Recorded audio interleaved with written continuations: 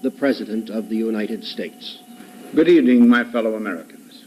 We now stand 10 years past the midpoint of a century that has witnessed 4 major wars among great nations.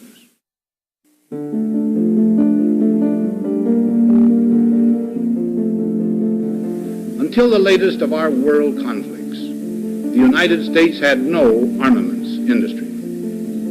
American makers of plowshares could, with time and as required, make swords as well. But we can no longer risk emergency improvisation of national defense. We have been compelled to create a permanent armaments industry of vast proportions. Added to this, 3.5 million men and women are directly engaged in the defense establishment. Now, this conjunction of an immense military establishment and a large arms industry is new in the American experience.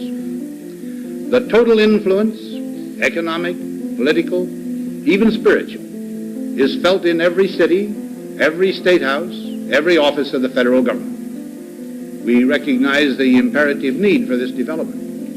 Yet we must not fail to comprehend its grave implications. Our toil, resources, and livelihood are all involved.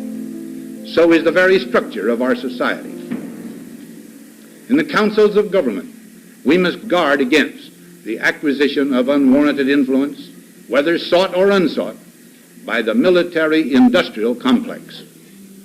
The potential for the disastrous rise of misplaced power exists and will persist.